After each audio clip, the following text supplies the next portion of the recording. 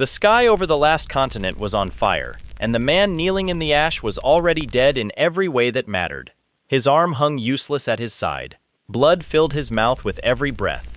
Above him, the thing the world had named the Liquidator drifted through the smoke like it owned the air itself. Moments ago, it had erased 3 of humanity's strongest warriors with a single sweep of its hand. Now it turned toward the last soldier standing, a low-ranked support fighter nobody in that army would have remembered by name.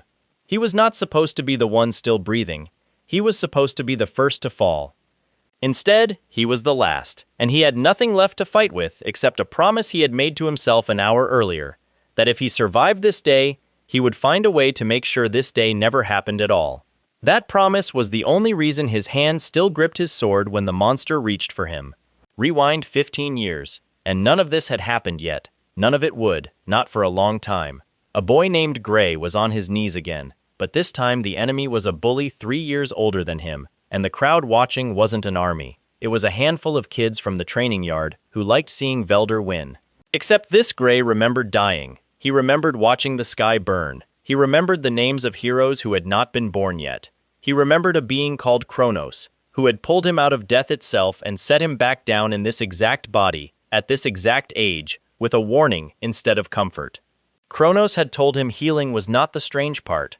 Surviving that final battle at all was not the strange part. The strange part was what lived inside him, something even Kronos did not fully understand, a power that might one day grow large enough to match the very thing that had killed him. Kronos could not hand him strength. Kronos could only hand him time, and tell him to use it better than he had the first time around. So when Velder grabbed the front of his shirt and sneered down at him, expecting the same frightened silence as always, Gray looked back up with eyes that had already watched a continent disappear. A bully's fist did not scare a man who remembered burying friends. He stood before Velder could throw the punch. Then he moved. The training yard went quiet in a way it never had before. Velder swung wide and clumsy, the same opening he always used, and Gray slipped past it like he had already seen it 100 times. Because in a sense, he had. His body was still weak. His arm still ached from wounds this new life had not even given him yet. Phantom damage carried over from a war that had not started. None of that mattered against someone who had never faced real danger in his life. Gray caught Velder's wrist, turned his weight, and put him flat on his back in front of everyone who had ever laughed at him. The friends who jumped in after did not fare any better. One by one, they hit the dirt, and one by one, the crowd's laughter curdled into something closer to disbelief. Nobody said Gray's name like a joke after that afternoon. He did not celebrate. He simply looked down at Velder, who was still catching his breath in the dust, and told him this was the last time he would ever raise a hand to someone weaker than himself. Velder did not argue. Something in Gray's voice made arguing feel like a very bad idea. By evening, word had already reached Sarah, the woman who ran the small dojo at the edge of town. She had heard plenty of exaggerated stories about schoolyard fights before and usually ignored them. This one made her walk down herself to see. She found Gray practicing alone with a wooden sword, footwork clean, form disciplined in a way no boy his age should have had access to. She watched from the doorway for a long moment before she said anything. "Where did you learn to move like that?" she asked. Gray did not have an honest answer he could give her. The truth was a war that had not happened yet, a body count too large to speak aloud, a mentor made of shadow and silence who existed somewhere outside of normal time. So he gave her the only answer that was safe. He told her he had been watching the older students for years, and that he had simply practiced when no one was looking. Sarah studied him for a while longer. She did not fully believe him, but she recognized something rare when she saw it, and she was not the kind of teacher who let pride get in the way of talent. She offered to train him properly, on one condition. He would have to work harder than any student she had ever taken in, because she intended to prepare him for the World Union Academy, and the Academy did not accept excuses. Gray accepted before she even finished the sentence. What followed was 8 months that reshaped him completely. Sarah pushed him through drills that left his palms bleeding and his legs shaking by midday. She was strict in a way that had nothing to do with cruelty and everything to do with respect. She corrected his stance until his body remembered the movement on its own. She sparred with him personally when other instructors would have handed him off to an assistant. There was a particular morning, weeks into the training, when Gray tore his bread in half out of an old habit before catching himself, remembering that in this life he was eating alone at a different table than the one he used to share with soldiers who no longer existed. He set the extra half down slowly and said nothing about it. Sarah noticed the pause but did not ask. He never told her why certain movements felt like memories instead of lessons. He never told her that some nights he woke up expecting the smell of scorched earth and found only the quiet of his small room instead. What he did tell her, in his own way, through effort rather than words, was that he did not intend to waste whatever this second chance was. By the 6th month, Sarah admitted something she rarely admitted to anyone. She told Gray she had nothing left to teach him that he had not already surpassed. His footwork was sharper than her own. Her reflexes could no longer keep pace with his. She recommended him personally to the World Union Academy, an honor she had given almost no one in her years running the dojo. Gray should have felt proud. Instead, a colder memory surfaced, one he had been trying to keep buried since the day he woke up in this younger body. He remembered a village not far from here, and an ogre attack that had once claimed dozens of lives, including Sarah's. He had almost let himself forget the exact timing. Almost. The realization hit him with the force of something physical. If history repeated the way it had before, that attack was coming soon, and it would come to this village, and it would take her from him before he ever got the chance to call her anything close to family. He decided, without telling her the reason, that he would not be leaving for the academy just yet. Not until he had done something about the monster that was coming for her. Sarah noticed the change in him almost immediately. He trained harder than before, if that was even possible, and started asking unusual questions about the terrain near the old caves at the edge of the woods, questions a normal student had no reason to ask. She assumed it was nerves about the academy. She had no idea the true reason was buried 15 years in a future that, to Gray, already existed. The days ticked closer to the date burned into his memory. Gray kept training. He kept watching the tree line at the edge of the village whenever he had a spare moment, half convinced that if he stared long enough he could stop the coming disaster through sheer will alone. He couldn't. Not through will. Only through preparation, and the strange power he still barely understood. The same dark force that had once let him wound something as monstrous as the Liquidator itself. He had felt it stir only once since arriving in this timeline. A brief flicker during a sparring match that left his palm faintly warm, and Sarah faintly puzzled by how hard he had struck. He didn't tell her what it was. He wasn't entirely sure himself. All Kronos had ever said was that it would grow stronger with use, and that it would cost him something every single time. The morning the ogres came, the sky over the village looked ordinary. That was what made it worse. There was no warning shimmer, no distant howl carried on the wind the way stories always describe disasters arriving. There was only an ordinary blue sky, right up until the tree line at the edge of the woods began to move as one single mass, and the first scream rang out from the eastern fields.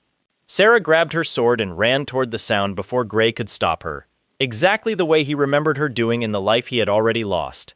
This time he ran with her. What neither of them expected, not even Gray with all his foreknowledge, was the scale of what waited in those woods. In the future, he remembered, this had been a large raiding party. What emerged from the trees now was something closer to an army, dozens upon dozens of ogres pouring out in formation, moving with a discipline that raw monsters should never have possessed. At the center of them walked something larger, thicker, its eyes carrying a cold intelligence the others lacked, an ogre general.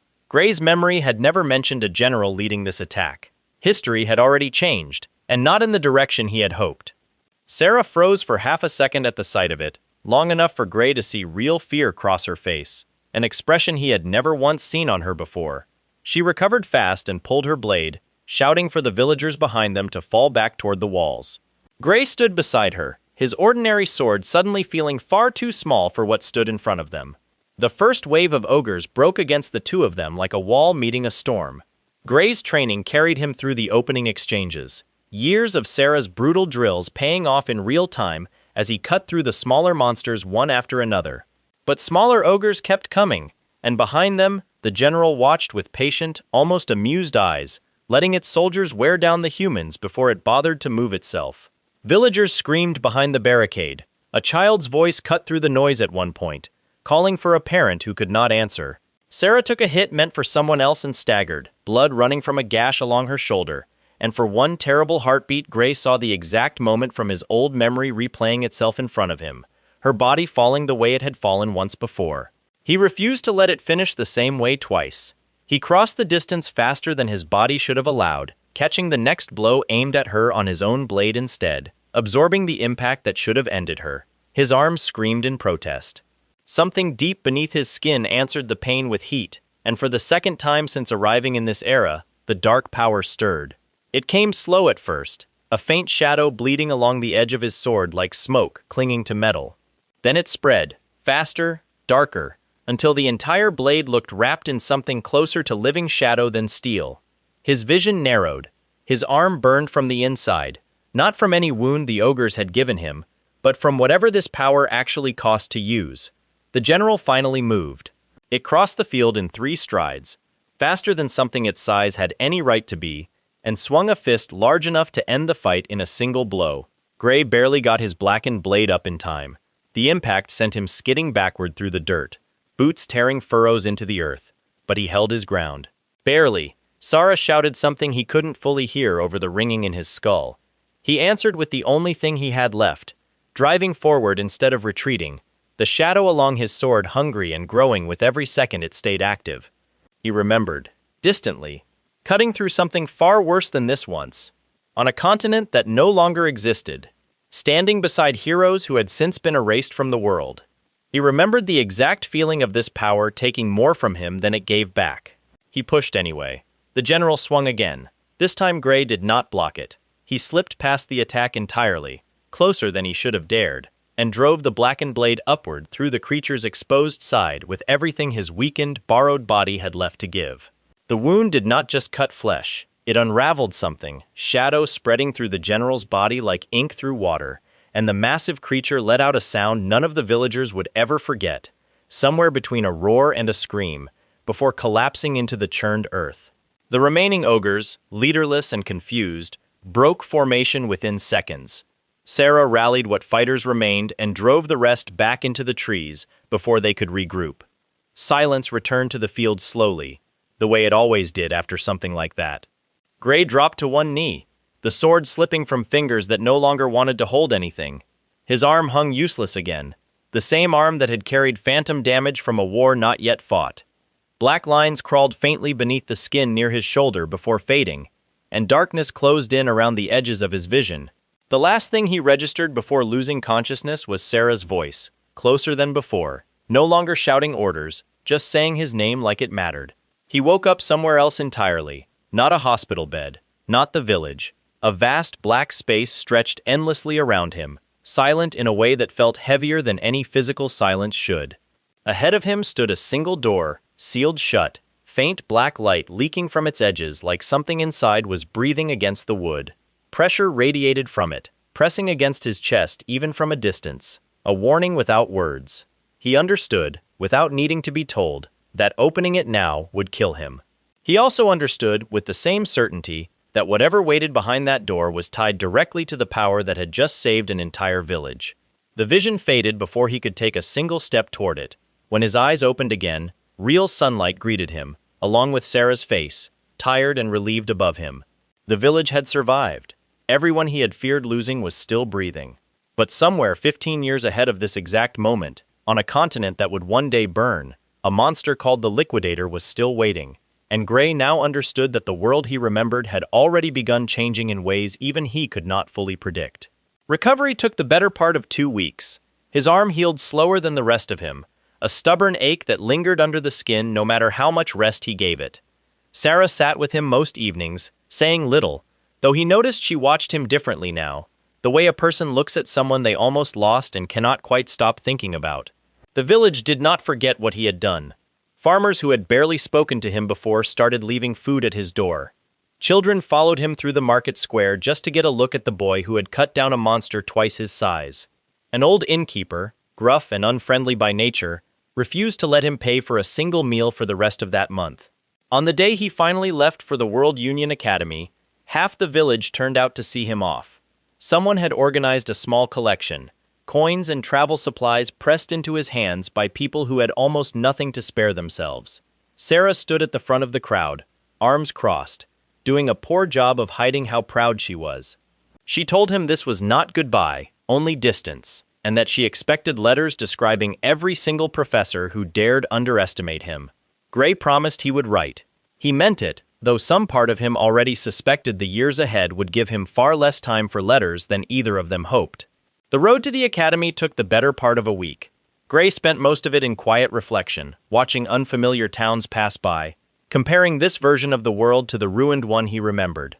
Some places still stood here that had been rubble in his old life. Some people were alive who should have been dead for years already. It was working. History was bending, slowly, under the pressure of choices he was making. That knowledge should have brought him comfort. Instead, it brought a different kind of weight. If the timeline could shift this much from a handful of decisions, there was no telling what else might shift alongside it, for better or for worse. The ogre general that had nearly killed him should not have existed according to his memory. If the world was already diverging that far from what he remembered, his knowledge of the future was no longer a guaranteed advantage. It was a map that had already started lying to him in places. He arrived at the academy gates on the morning of the entrance exam, his arm still faintly stiff from the fight weeks earlier, hidden carefully beneath his sleeve so no examiner would notice. The academy itself rose ahead of him like something out of a legend, towers stitched together with floating walkways, an actual dragon circling lazily overhead as though it belonged there, which apparently it did. Airships drifted between spires in the distance. Students from a dozen different kingdoms crowded the entrance courtyard, dressed in styles and colors Gray had never seen back home. He had walked through worse than this once, through burning cities and collapsing battlefields, and none of it had prepared him for how small he suddenly felt standing at the edge of this crowd.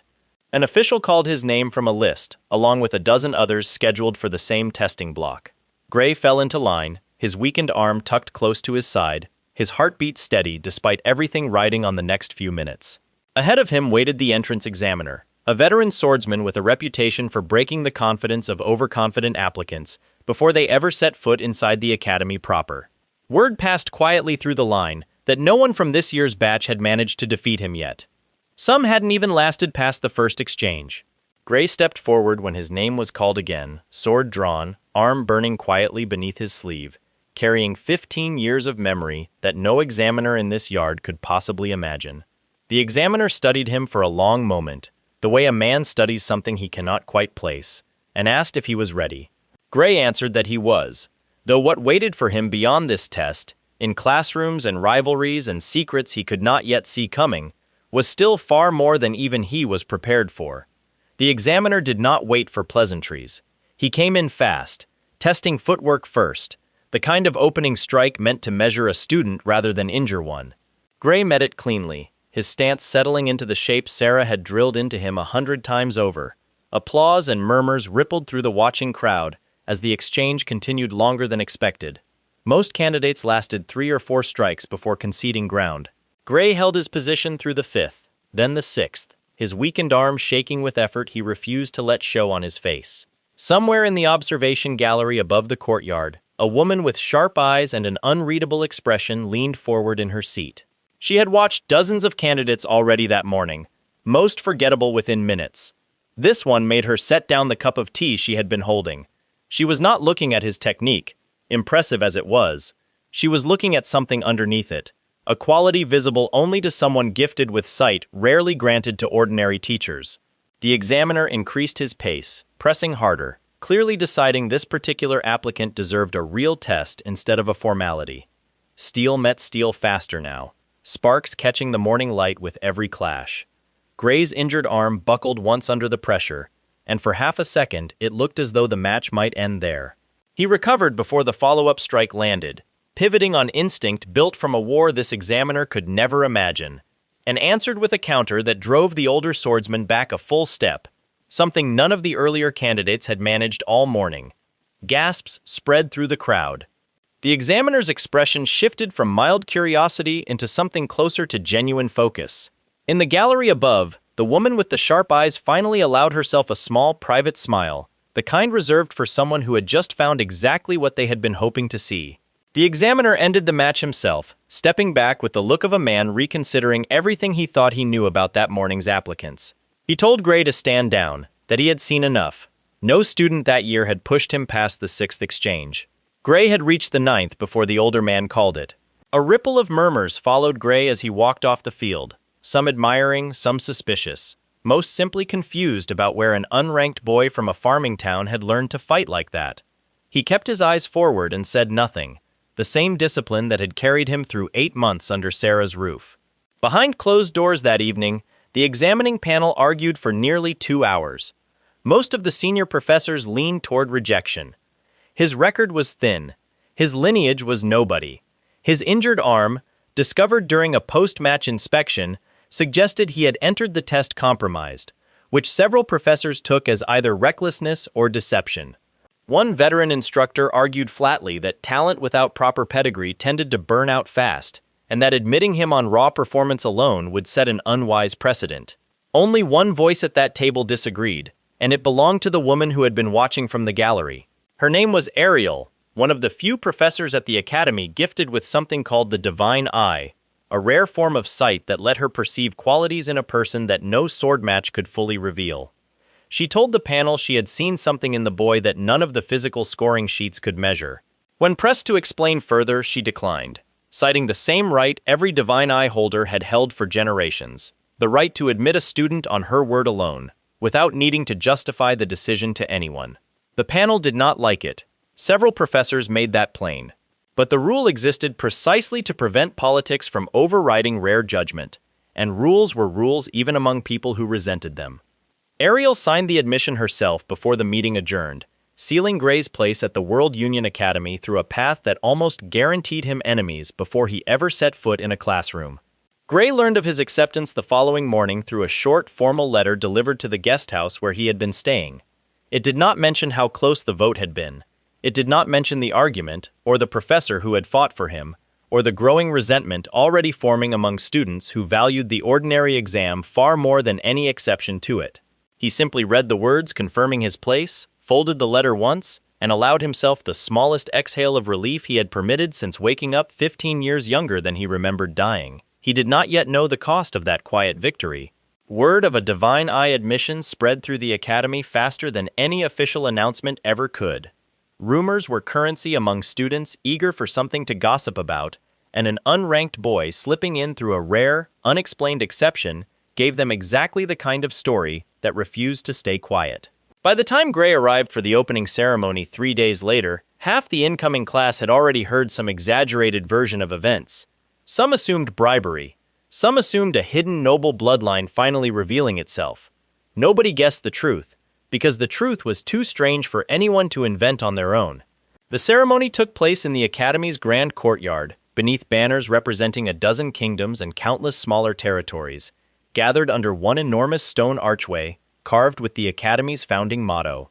Professors lined the front in formal robes.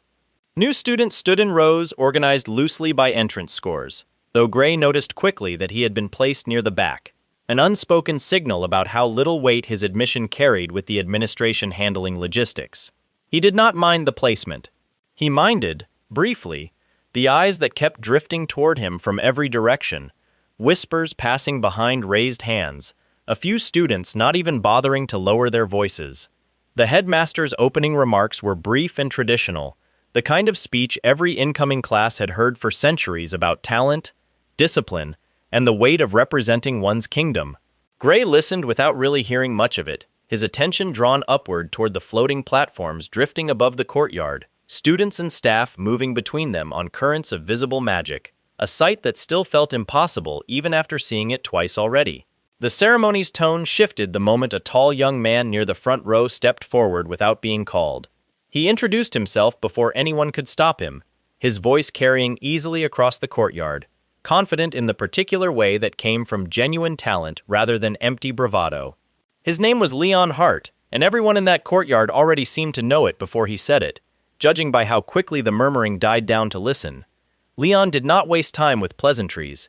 He raised the subject of divine eye admissions directly, framing it as an insult to every student who had fought their way in through honest competition. He argued that the academy risked its reputation by allowing personal judgment calls to override the fairness of open examination. He did not name anyone specifically at first, letting the accusation hang with obvious implication. Gray felt several heads turn slightly in his direction, Students who had clearly connected the rumor to his face without needing Leon to spell it out. Ariel, standing among the professors near the front, did not flinch. She let Leon finish completely before responding, her tone calm in a way that made the courtyard's tension somehow sharper rather than softer. She told him that talent came in more forms than a single afternoon's swordplay could measure, and that the Academy's founding charter had protected exactly this kind of exception for centuries, precisely because raw scores sometimes missed the students who mattered most. Leon pressed further, asking directly whether she intended to name the student in question, since half the courtyard had clearly already guessed. Ariel's answer surprised everyone. She said she had no objection to naming him, since she had no doubt at all in her decision. She gestured toward the back rows, and every head in that courtyard turned at once toward the unranked boy standing quietly near the edge of the crowd. Gray met the sudden attention without visibly reacting, though something behind his calm expression tightened. He had survived worse audiences than this one. He had stood before generals and commanders in a war that had already ended the world once. A courtyard full of curious teenagers should not have felt difficult by comparison. And yet something about being seen this early, before he had proven anything on his own terms, made the moment feel heavier than it should have. Leon studied him for a long moment, clearly unimpressed, an unremarkable-looking student with no notable bearing, nothing that suggested the kind of rare talent Ariel claimed to have detected. He asked, loud enough for the entire courtyard to hear, whether the boy even knew which end of a sword to hold. Laughter rippled through parts of the crowd. Gray said nothing, letting the silence stretch just long enough to make it clear the insult had not landed the way Leon intended. Ariel stepped in before the exchange could escalate further. She told Leon that if he doubted her judgment so strongly, she would be happy to settle the matter through something more concrete than rumor and speculation. She proposed a wager, recorded formally through the Academy's binding contract system, ensuring neither side could quietly back away from the outcome later. The terms were simple enough for the entire courtyard to understand immediately. If the unranked student she had admitted could defeat something the Academy considered a serious threat, an ogre general, within his first year of study, Leon would owe her a public apology delivered in front of these same students. If the boy failed, Ariel would resign her right to Divine Eye admissions permanently, surrendering one of the rarest privileges any professor at the Academy could hold. The courtyard went dead silent at the scale of what she had just offered to risk. Leon's expression shifted from irritation into disbelief, then almost immediately into open confidence. An ogre general was no small target, a disaster-class threat that even seasoned soldiers approached with caution. Asking an unranked first-year student to defeat one within a single year sounded, to every student listening, like a wager Ariel had already lost before it began. Leon accepted without hesitation, extending his hand toward her with the easy smile of someone certain he had just secured an effortless victory. Ariel shook it once, calm as ever, her expression giving away absolutely nothing about what she actually knew. What Leon could not have possibly guessed, standing there confident in front of an entire courtyard, was that the very condition of the wager had already been satisfied weeks earlier, in a village far from the Academy's polished halls, where a boy nobody at this school had ever heard of had driven a blackened sword through an ogre general's chest and watched it collapse into the churned earth. Gray stood quietly near the back of the crowd, listening to his own fate get gambled in front of strangers who had no idea the outcome was already decided. He said nothing. He did not correct the confusion. He simply let Ariel's calm certainty carry the moment, understanding now, with sudden clarity, exactly why she had fought so hard for his admission in the first place. She already knew. He did not yet understand how much she knew, or how far her suspicions about him actually reached. That answer would come later, in ways far stranger than a courtyard wager. For now, the ceremony continued around him, official announcements about class schedules and dormitory assignments washing past his attention, while Leon's confident laughter carried across the courtyard, a sound that would not last nearly as long as its owner currently believed.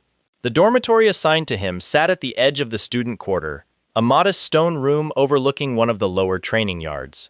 Gray unpacked what little he had brought, a spare set of clothes, a whetstone for his sword, and a folded letter from Sarah he had already read more times than he wanted to admit. He set it beneath his pillow and told himself he would write back once classes settled into a rhythm.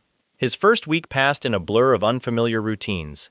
Lectures on Academy history, orientation walks through libraries stacked floor to ceiling with scrolls older than most kingdoms currently standing, A brief, uncomfortable introduction to swordsmanship drills that felt almost insultingly basic compared to what Sarah had already drilled into him. The magic course was different. Gray had never once, in his previous life, been able to summon even a flicker of usable ether. Instructors back then had labeled him talentless within his first month of trying, and he had accepted the verdict without argument, since every attempt he ever made produced nothing but a faint, useless warmth in his palm. He walked into his first Academy magic class expecting the same result. The instructor, a heavy-set professor named Corwin with ink-stained sleeves and a reputation for losing patience quickly, arranged the new students into a loose semicircle and explained the basics of an ether bullet, the simplest offensive spell taught to any first year. He demonstrated it himself first, a small, controlled orb of light punching a shallow scorch mark into a padded target across the room. One by one, students stepped forward to attempt it. Most produced a weak flicker, barely enough to be called magic at all. A few managed something closer to Corwin's demonstration, drawing polite nods from their classmates. Leon, when his turn came, produced a bullet nearly as strong as the instructor's own, drawing scattered applause and a satisfied smile he did not bother to hide. Gray stepped forward when his name was called, half expecting the same humiliating silence that had followed every attempt in his old life. He raised his palm the way Corwin had demonstrated, focused the way the professor instructed, and reached for whatever thin thread of ether his body could manage. What answered him instead came from somewhere deeper, a place his old teachers back home had never known existed, a technique called compression that modern instructors barely understood and even fewer could perform reliably. He had learned about it decades from now, taught by a woman named Bella who had not yet grown into her full power in this timeline, in lessons that existed only in his memory and nowhere else in this era. Without meaning to, he compressed the spell instead of simply casting it. The ether bullet that left his palm was not a small orb of light. It was a condensed, blinding sphere the size of a fist, crackling with barely contained pressure, moving with a speed that closed the distance to the target instantly, instead of drifting the way every other student's spell had drifted. It did not simply scorch the padded target, it obliterated it, along with a chunk of the stone wall behind it, sending fragments scattering across the classroom floor. Leon, standing closest to the target for his own follow-up demonstration, barely twisted aside in time. A shard of stone opened a shallow cut along his cheek. Silence swallowed the room whole, every student frozen, staring first at the smoking crater where the target had been, then at Gray, who stood with his hand still raised, looking almost as startled by the result as everyone watching him. Corwin crossed the room in 3 fast strides, checking Leon's cut with brisk, practiced hands before turning toward Gray with an expression caught somewhere between alarm and fascination. He asked, voice tight, exactly what technique Gray had just used. Gray hesitated. The honest answer involved a woman who did not exist yet in this timeline, a form of life force called Odo that modern mages had never catalogued. Knowledge pulled from a future none of these people would ever be allowed to know about. He could not say any of that. So he said the only thing that was both true and safe. He told Corwin he had simply tried to focus harder than usual, uncertain himself what had actually happened. Corwin studied him a long moment, clearly unsatisfied but unable to press further in front of an entire class. He ordered everyone to step back several paces before allowing the next demonstration to continue, glancing toward Gray twice more before the lesson resumed. Leon said nothing for the rest of the class, pressing a cloth against his cheek, his earlier confidence visibly cracked in a way it hadn't been since the courtyard confrontation. He did not look at Gray again, though Gray noticed him watching from the corner of his eye more than once, calculating something behind an expression that had lost its easy certainty. News of the incident spread through the academy even faster than the Divine Eye rumor had. By evening, Gray had become the subject of a very different kind of whisper, one that mixed suspicion with something closer to wariness. Students who had mocked him openly in the courtyard now kept a careful, measured distance in the hallways. Ariel found him later that evening, waiting outside the dormitory as though she had known exactly which corridor he would use. She asked him plainly whether he understood what he had just done in that classroom. Gray admitted he did not fully understand it himself. She studied him with an expression that reminded him, uncomfortably, of the look Sarah had once given him after their very first sparring session, the look of someone recognizing a puzzle far larger than they had initially expected. She told him the technique he had used that afternoon had a name few current professors even remembered correctly. a method most historical records dismissed as theoretical rather than practical. She did not press him for an explanation that evening. She simply told him she would be watching closely, and that whatever secret he was carrying, she intended to understand it eventually, whether he chose to share it willingly or not. Gray watched her walk away down the corridor, torchlight flickering against old stone, and felt, for the first stretch since arriving at this academy, that someone here might actually be close to seeing him clearly. The realization unsettled him more than any monster he had faced so far. 2 days later, a formal notice arrived summoning him to a private testing session in one of the academy's smaller practice halls. No explanation accompanied it, only a time, a location, and Ariel's signature at the bottom. He arrived to find her waiting alongside a girl roughly his own age, small in stature, with an unfocused, slightly distracted air about her that seemed almost at odds with the intensity Gray had already learned to associate with true talent. She introduced herself simply as a fellow student assigned to assist with the session, offering a polite but distracted nod before returning her attention to a notebook covered in dense magical notation. Gray recognized the name the moment Ariel said it aloud. Bella. In the future, he remembered, that name belonged to one of the era's greatest sages, a woman whose theoretical work reshaped how an entire generation understood magic. In this room, she was simply an academy student with restless hands and ink-stained fingers, years away from the legend she would eventually become, if she survived long enough to become it at all. Ariel explained the purpose of the session plainly. She wanted to observe Gray under controlled pressure, paired against Bella in a supervised exercise designed to test reflexes and instinct rather than raw power. She did not explain why she had chosen Bella specifically. Gray suspected, watching the girl adjust her stance with visible unease, that the reason had less to do with combat readiness and more to do with something Ariel intended to learn about them both at once. The exercise began simply enough, small test spells traded back and forth under Ariel's careful direction. Bella's magic, even in its unfinished state, carried a raw precision that surprised him, control far beyond what her nervous demeanor suggested. Gray held back deliberately, careful not to repeat the kind of overwhelming display that had already cost him one classroom wall and Leon's composure.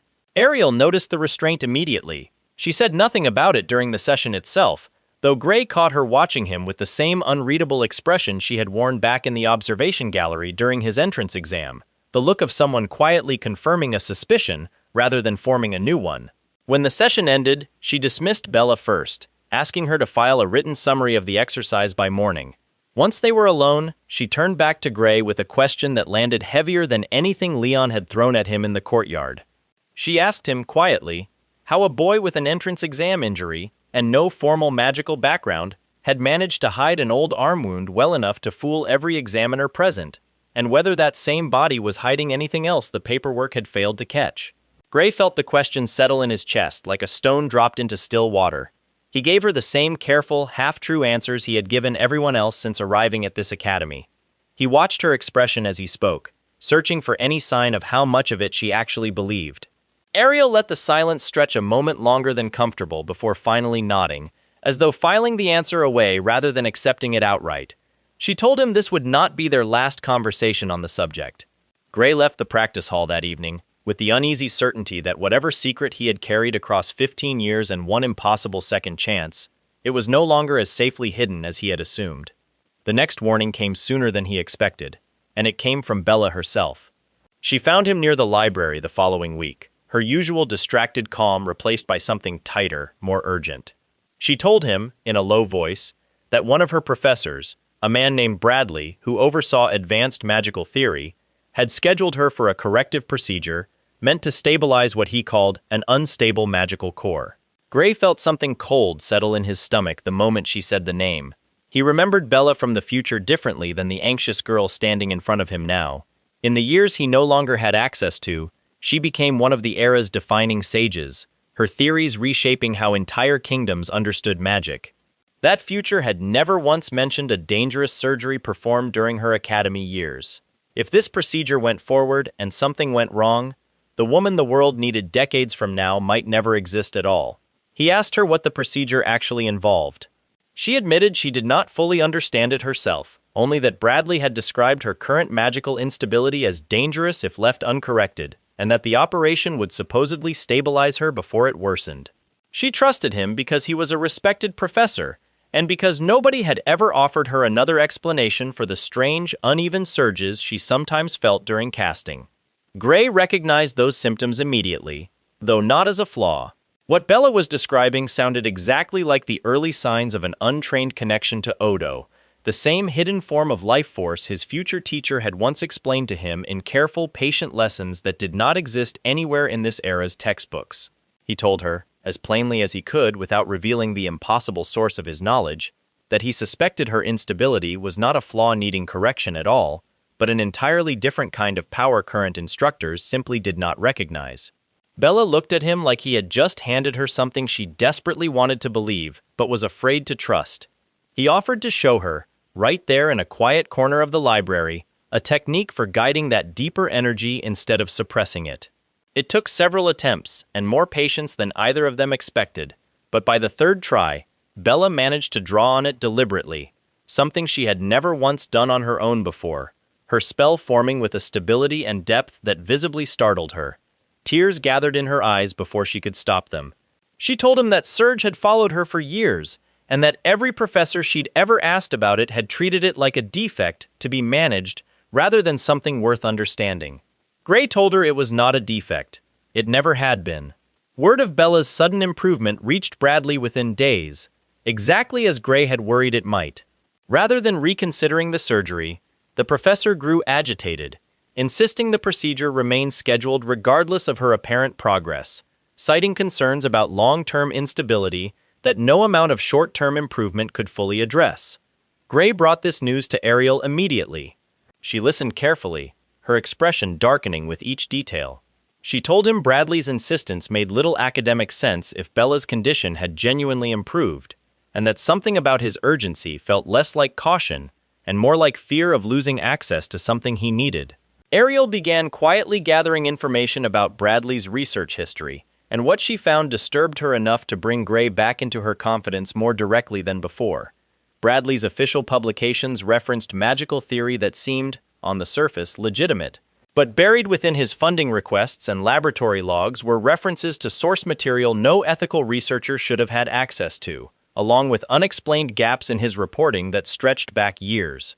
She told Gray she believed Bradley was hiding something far larger than an overprotective interest in one student's magical core, though she could not yet prove what that something actually was. Around the same time, a new instructor entered Gray's life. His name was Hector, a broad-shouldered, weathered man with a reputation among students for training methods nobody fully understood. Ariel arranged for him to take Gray on privately, insisting that whatever hidden power lived inside him needed guidance no ordinary swordsmanship instructor could provide. Hector's first lesson consisted entirely of running. He gave Gray no explanation, no technique, no philosophy, simply a punishing route around the academy's outer walls that had to be completed before sunset, repeated the following day and the day after that. Gray, accustomed to structured drills and clear purpose, found the exercise almost insultingly pointless at first. He said as much, once, after collapsing at the base of the training yard wall on the fourth evening. Hector told him that power like his did not answer to technique alone. It answered to endurance, to a body and mind capable of holding steady long after most people would have already broken. He said Gray's dark power did not fail because Gray lacked skill. It failed because his body could not yet withstand what the power demanded of it. Gray kept running. Weeks passed in this uneasy rhythm, training with Hector by day, watching Ariel's quiet investigation deepen by evening, teaching Bella small refinements to her growing control whenever their schedules allowed. The wager with Leon remained unresolved and largely forgotten by most of the student body, though Leon himself had grown quieter around Gray, watching him now with something closer to wary curiosity than open hostility. The break came suddenly and violently. Ariel called Gray and Bella to her office late one evening, her expression grim in a way neither of them had seen before. She told them she had traced one of Bradley's laboratory logs to a set of coordinates beneath his private research wing, an area that did not appear on any official academy blueprint. She believed Bella's scheduled surgery had never been about correcting instability at all. She believed Bradley intended to use whatever process he called a procedure to extract something from Bella's unique connection to Odo, something his own research desperately needed and could not otherwise obtain. The surgery, she told them, was scheduled for the following morning. There was no time for a formal investigation through proper academy channels. Ariel made her decision quickly, telling them both that they would go together that night, quietly, to confirm what she suspected before Bradley could act. The private research wing sat at the edge of the academy grounds, isolated behind a locked gate that Ariel bypassed with a spell Gray did not recognize. Inside, the air itself felt wrong, heavy with something that pressed uncomfortably against the back of his throat. What they found in the lower levels went far beyond anything Ariel had prepared them for. Rows of containment cells lined a long stone corridor, some empty, some holding figures that did not move when the group passed. Notes scattered across a nearby desk described procedures that had nothing to do with academic theory and everything to do with forced extraction of rare magical properties from unwilling subjects. Bella went pale reading through pages describing techniques disturbingly similar to what had been planned for her. Ariel's expression hardened into something Gray had not seen from her before, a controlled fury barely held in check. They did not get the chance to leave quietly. Bradley found them near the deepest cell, his earlier calm academic demeanor completely gone, replaced by something colder and far more dangerous. He did not bother denying what the laboratory clearly showed. Instead, he simply asked how much they had seen, his tone suggesting the answer would determine whether they left that room at all. Ariel stepped forward first, demanding he surrender immediately and answer for what this facility represented. Bradley's response was a spell aimed directly at her, fast and vicious, forcing all three of them into motion at once. The fight that followed moved faster than anything Gray had faced since the Ogre General. Bradley fought with a precision built from years of theoretical mastery, his spells layered and unpredictable in ways that caught even Ariel briefly off guard. Bella, despite her fear, proved crucial almost immediately, recognizing patterns in Bradley's magic that came directly from techniques Gray had taught her weeks earlier, techniques Bradley had clearly never expected a student to counter. Twice, Bella disrupted spells Bradley believed impossible to intercept, buying Ariel and Gray crucial seconds each time. Bradley's composure cracked further with each failed attack, his confidence curdling into open rage. Gray felt the familiar heat building beneath his skin as the fight dragged on, his sword answering a call he had learned to recognize now, though never fully control. He held it back as long as he could, wary of the cost Hector had warned him about, wary of Ariel seeing something she was not yet meant to understand. Bradley forced his hand. Cornered and increasingly desperate, the professor unleashed a spell aimed squarely at Bella, one clearly meant to end the fight by removing the one person capable of countering him. Gray moved before he had fully decided to, closing the distance in a single motion, his sword already wrapped in familiar shadow by the time it mattered. He did not aim to wound this time. The blackened blade met Bradley's spell and cut straight through it, then through the man himself, ending the confrontation in a single, decisive strike that left no room for further argument. Bradley's body struck the stone floor and did not move again. Silence swallowed the laboratory whole. Ariel stared at Gray for a long moment, her expression unreadable, taking in the shadow still curling faintly along his blade before it finally dissipated. She did not ask him to explain, not immediately. There would be time for that conversation later, and both of them seemed to understand it was coming regardless of how either of them felt about it now. Bella, shaking but alive, moved instead toward the containment cells, insisting they could not simply leave without helping whoever remained inside them. Ariel agreed immediately, and the three of them spent the next stretch of time freeing shaken, frightened victims who had clearly been held far longer than any of them wanted to imagine. It was during this search that Gray noticed something Ariel had missed. A section of the lowest wall did not match the surrounding stonework, its surface subtly warmer than it should have been, humming faintly with a kind of magical residue Gray recognized from something Kronos had once shown him in passing, a signature associated with old teleportation networks abandoned centuries ago. He pointed it out to Ariel, who examined it herself with growing concern. She confirmed his suspicion within moments. Something had been transported through that section of wall recently, repeatedly, over a long period of time, leading toward coordinates far beneath even this hidden laboratory.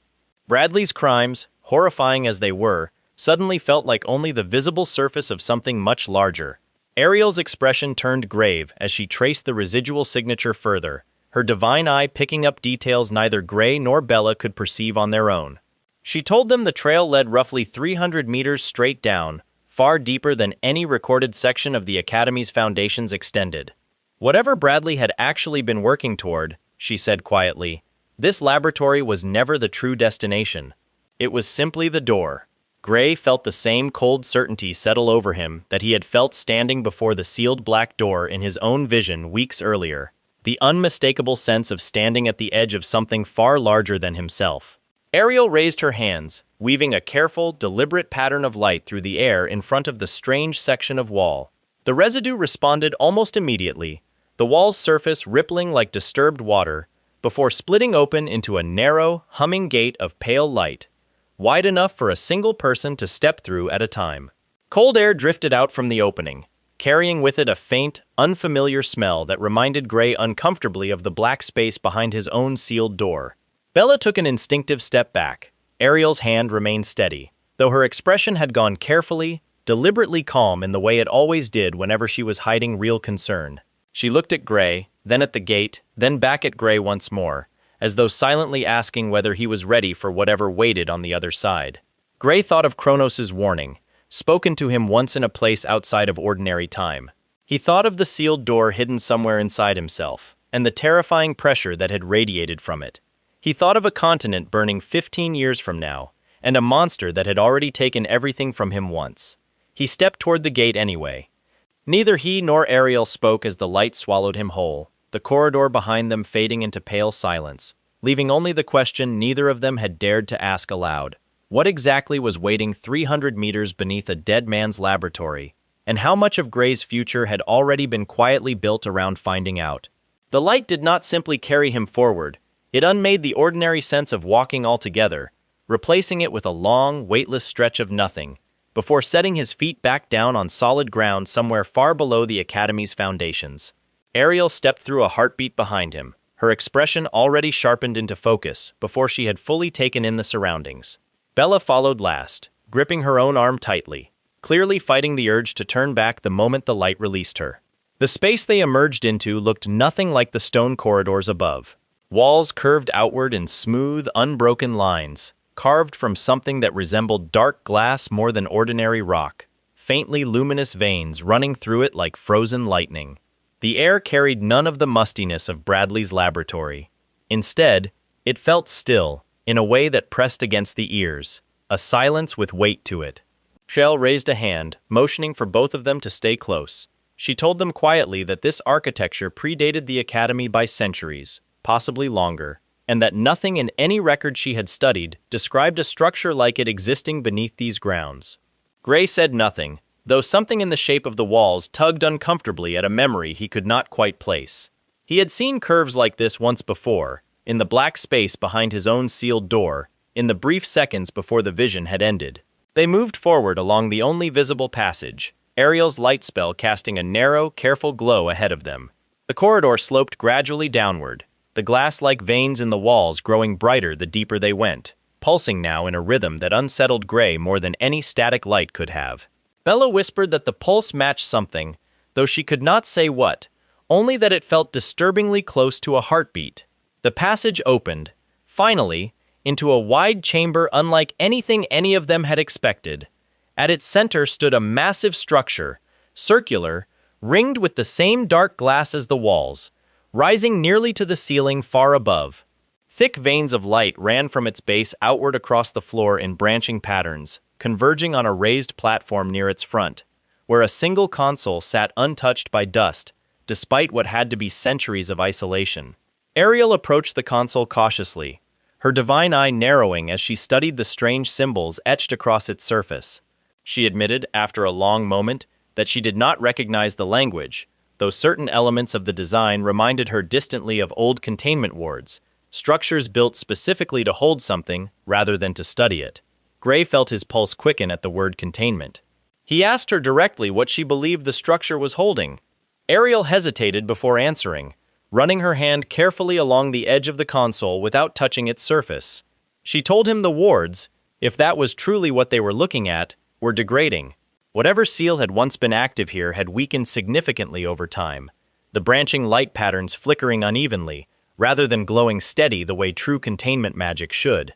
Bella moved closer to the central ringed structure despite Ariel's earlier warning. drawn by something she could not fully explain.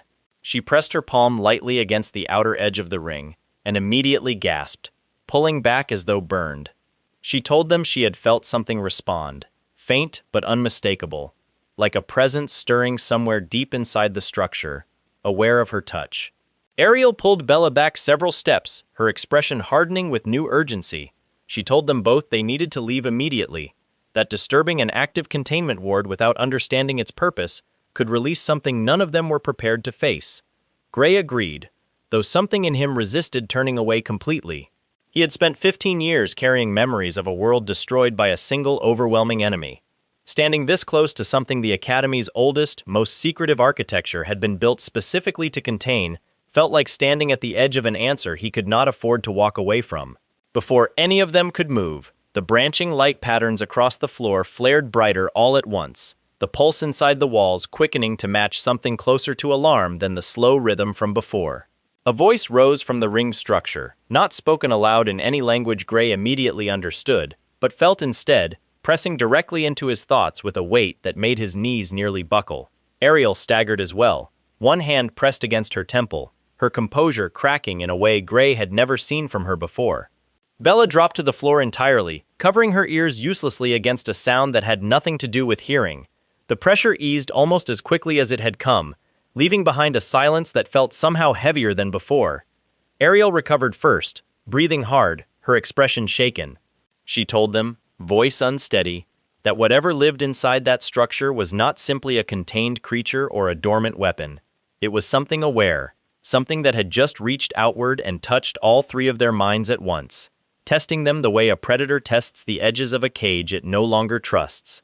Gray felt the same cold certainty settle over him that he associated with his own sealed door, the unmistakable sense that whatever slept inside that ring recognized something in him specifically. He asked Ariel directly whether she believed this presence was connected to the sealed door hidden inside himself. Ariel studied him for a long moment before answering, her divine eye clearly working through implications she had not expected to face this soon. She told him she could not be certain, not yet, but that the resonance she had felt during that brief mental contact carried an unsettling familiarity, echoing faintly the same signature she had detected from him during their earliest private sessions together.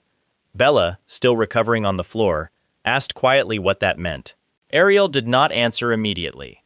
When she finally spoke, her voice carried a caution Gray had not heard from her before.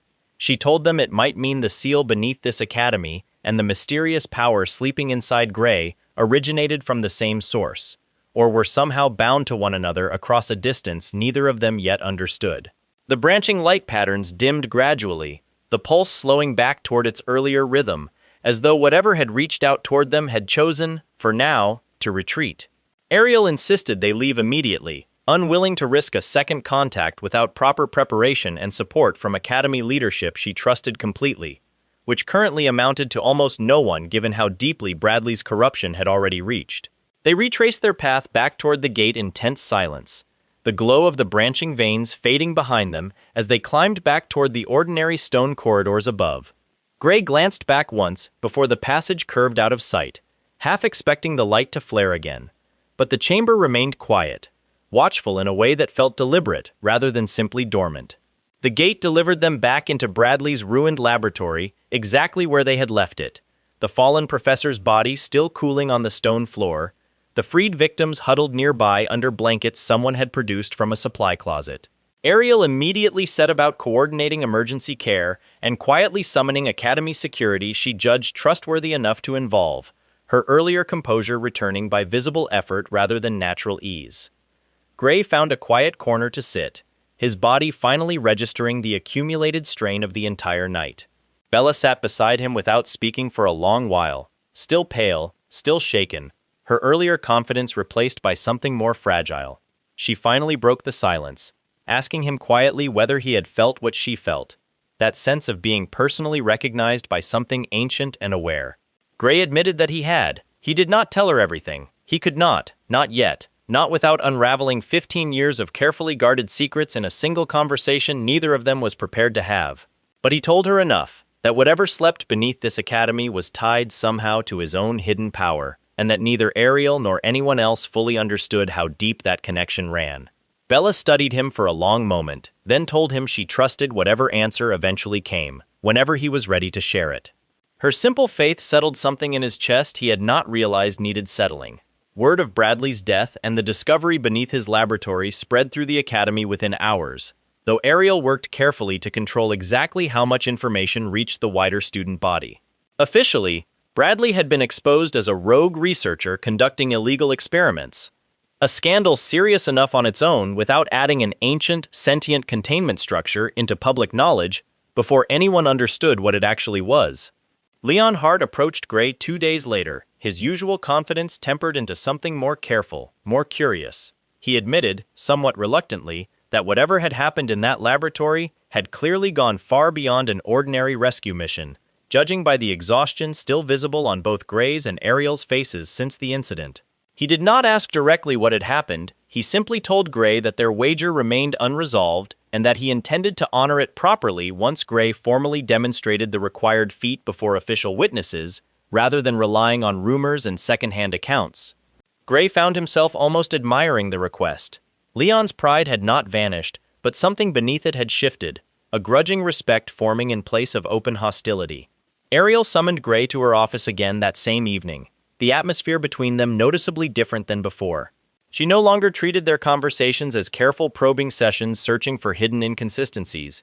Instead, she spoke to him directly, acknowledging plainly that whatever secret he carried extended far beyond simple hidden talent or unusual technique. She told him she did not need the full truth immediately. She understood, perhaps better than he realized, that certain truths took time to trust another person with.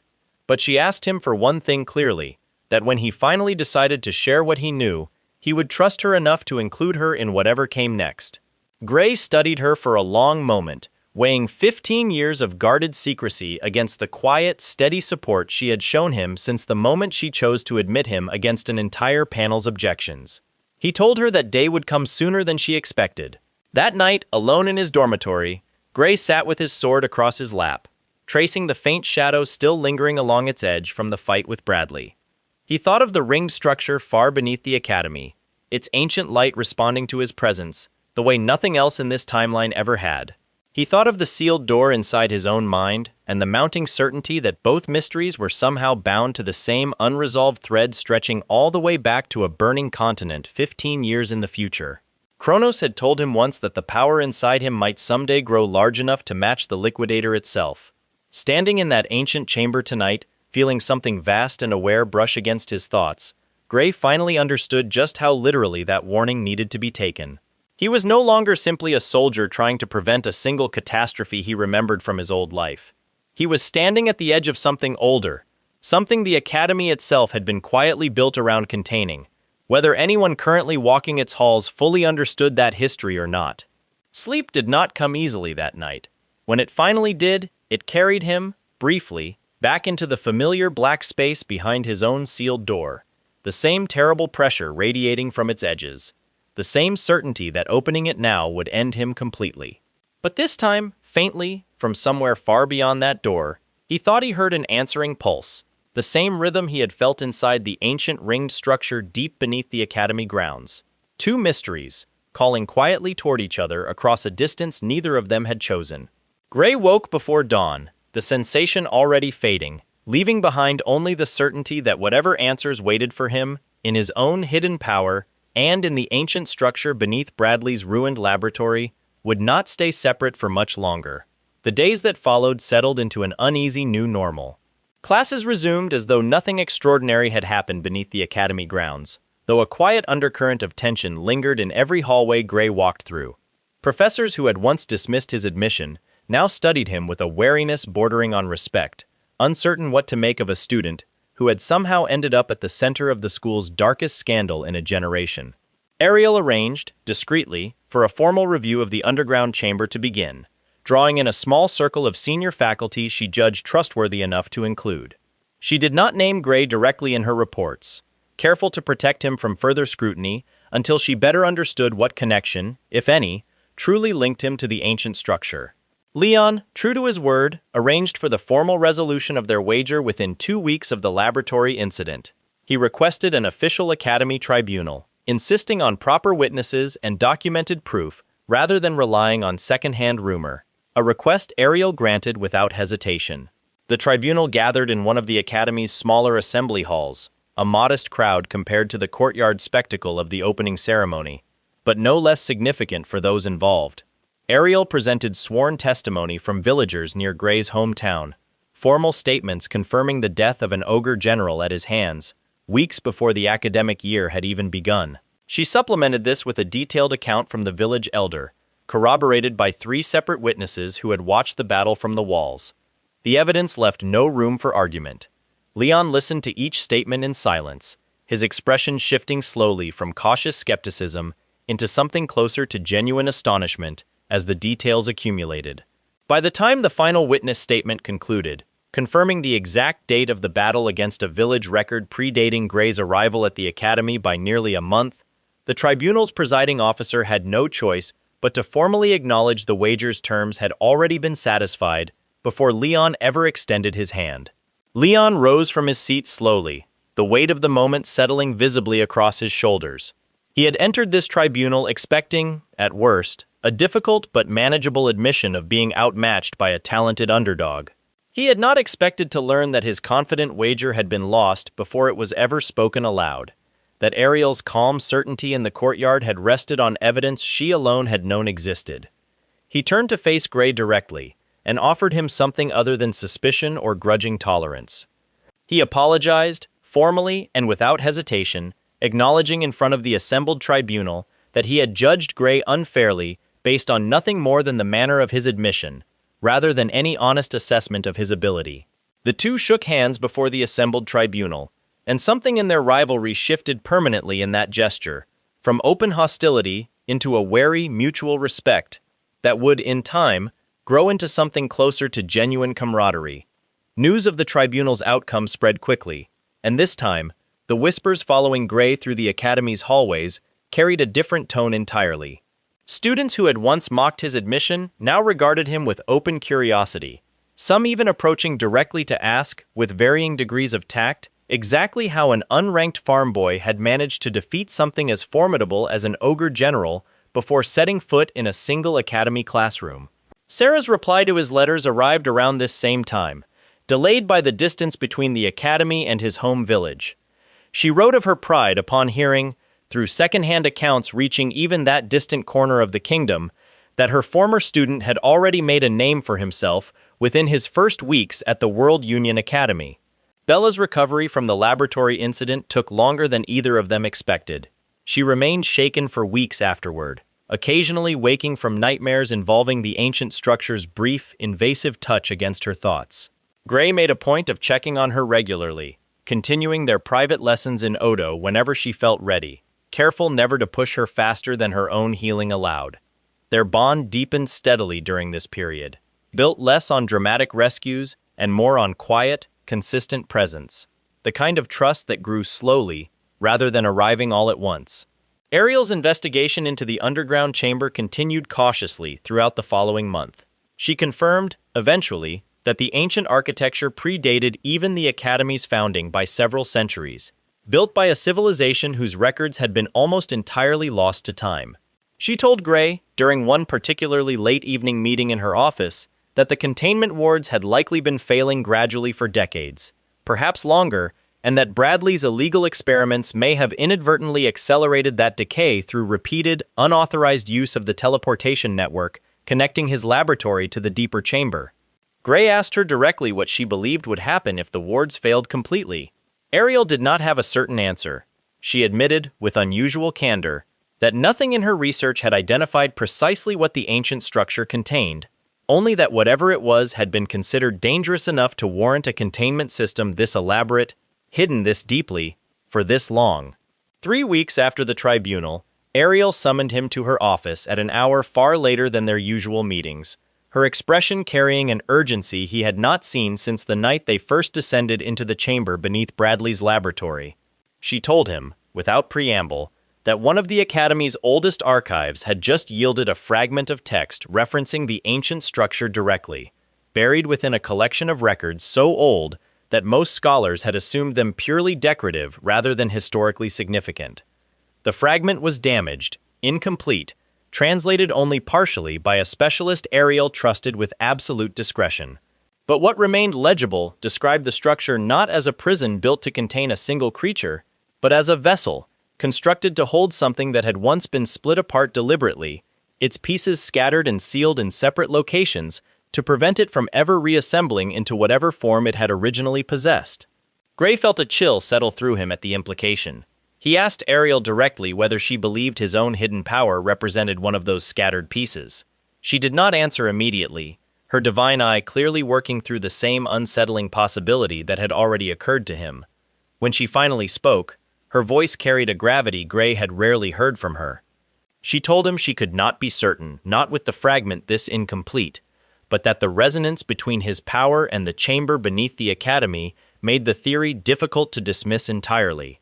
If true, it meant the sealed door hidden inside his own mind was not simply a dangerous, unpredictable ability tied to survival instinct, as Kronos had once implied. It meant something ancient and deliberately divided had, for reasons neither of them yet understood, ended up bound to him specifically, carried forward across 15 years of borrowed time into a body that had not even existed when the original sealing occurred. Gray accepted this the way he had accepted every other impossible revelation since waking up 15 years younger than he remembered dying. Patience had carried him this far. It would have to carry him further still. That omission, once merely puzzling, now felt considerably more deliberate. He resolved, quietly, to ask Kronos directly the next opportunity presented itself, though he had learned over the past months that opportunities to speak with the ancient being rarely arrived on anyone's schedule but its own.